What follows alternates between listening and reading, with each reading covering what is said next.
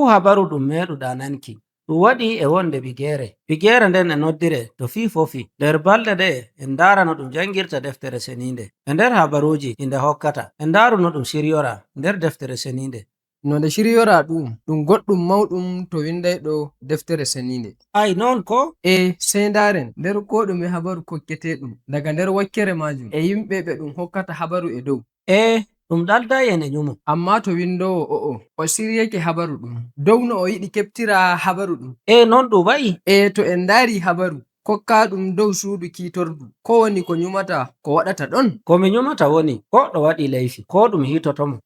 Ko e ɗum hokka habaru dow nyibre ko goɗɗum nayejum ko ko waɗata ɗon e ɗon nder wuro. Ai non ko goɗɗum jalniɗum ɓangay. Non ɗum waɗi e ɗum yiɗi ɗum siftoronma goɗɗum ko nana goɗɗum dow habaru ɗum, ngam goɗɗum ko nandi e majum ko waɗuno e wonde wigere. Windowo e andani ɗum non o siryori habaru maako. Bawɗo bindi emo fonda hakkilo maako nder laabi fere no o windirta ngam jangayɓe ko o bindi keɓta. Ai non ɗum waɗi nder deftere seninde? Non ɗum waɗi nder ko ɗume habaru gonɗum nder deftere seninde. E misalu to en ndari habaru masaranko'en.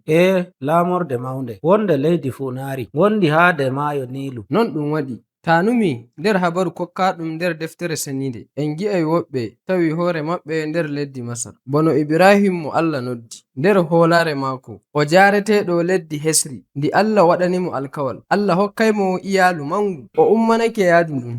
E nder sharel yaadu ndun sey hokkere maunde ummi e ɗo dole o holo Allah o jogo alkawal ngal Allah waɗanimo. Nder sharel ngel o tawi hoore maako nder leydi Masar o yahi ton ngam o tefa nyamdu o nyamna hoore maako na? Ibrahim ɗali leydi ndi Allah noddimo o yaari hoore maako leydi Masar. E toon Fir'auna yi'i debbo maako yiɗi te'amo. Leydi Masar na ɗum gonɗi mboɗɗi wigere nde neɗɗo yiɗata yaki. Amma daga nder mayri Allah hisnoyiɓe o fiyi masaranko'en e torraji ɗuɗɗi. Fir'auna bo jaɓɓitake ɓe nder yawɗare o hokkiɓe jawdi ɗundi. E ɗo ko ekkitotoɗen dow masaranko'en daga nder habaru ɗum. Wigere nde yimɓe ɗuɗɓe tata hoore maɓɓe ngam siya hakkilo maɓɓe, amma ɗum wigere nde Allah hisnata yimɓe muɗum.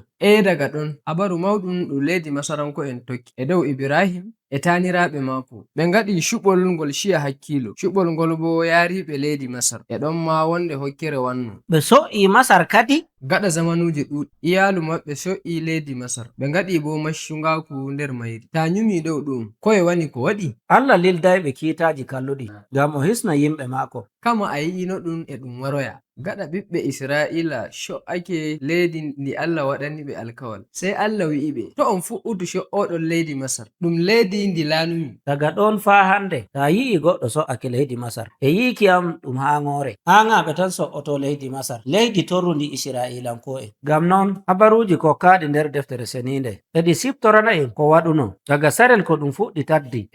Deftere seninde e nde woodi habaruji keɓɗi faamu e ɗi kolla en e ma'ana. Ɓe binduɓe deftere seninde ɓe ngoodi faamu e ɓe walluma ngam nyuma. Ɓeyda faamu nder nyuma maɗa sey nyuma kokka hakkilo maɗa dow ko wanguno nder leydi Masar wigere nde woɗa. E ɗon Allah hisni yimɓe maako o rimɗiniɓe carel ko ɓe doggoyno goɗɗo laamiɗo kalluɗo bi'eteɗo Namarudu. Emo woodi gikku irin ɗum Fir'auna emo laamoro Urushalima bo leydi Masar. Binduɗo deftere Matiw o ɓalliyam ngam mi heɓta no Urushalima warti bono leydi Masar. Non ɗum waɗi a taway iri habaruji ɗi e wigeje fere nder deftere seninde bano Babila, Mowab, nder ladde, nder Betelehem e ko nandi e majjum. To ɗume ɓuri mangu? Ko ɓuri mangu ɗum wonayi ngal leydi ndin no ndi yajiri, amma iri yanayi ɗum tawi hoore majum e gikku irin ɗum ɓe woodi. E misalu to yimɓe ɓe ummake ɓe fa'i fuuna sey ɓe kawra e kalluɗum. To en ndari Adamu e Hawwa'u ɓe ndiwama daga nder gesa Eden, non ma Kayinu ɓe ndiwama ɓe murtori fuuna. Ɗon ma nde yimɓe ummi dilliri fuuna ɓe tawi wigere to ɓe nyiɓata Babila. Ɗi habaruji ɗi fuu ɗi shiryama ngam ɗi kolla en goɗɗum dow Isra'ila. Nde ɓiɓɓe Isra'ila kocca yaaki leddi maccungaku fuuna ɗum dillidiri e maɓɓe ɓe njara leydi Babila. Ai non ko kayɗini ɗum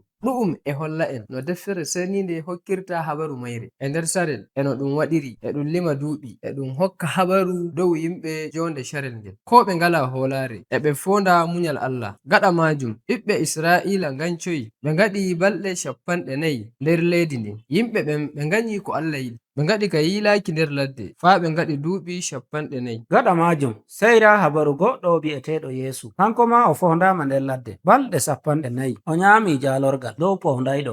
Non ɗum waɗi ta ndaari nder deftere seninde fuu e nder habaruuji mayre e nder carel ngel ɗum hokkata habaruuji ɗin fuu e ɗum yaada e ma'ana gootum ngam ɗum ummina nyumo neɗɗo dow ko o kammi wato dow alkawal kesal. bindoɓe ɓe kutiniri bawɗe bindi maɓɓe ngam ɓe kolla ɗum moye woni Yeesu garayɗo wartirowa duniyaaru nder ngesa o wurtina ɓe leydi Masar e ladde mayri o yara ɓe to tagdi hesri tawete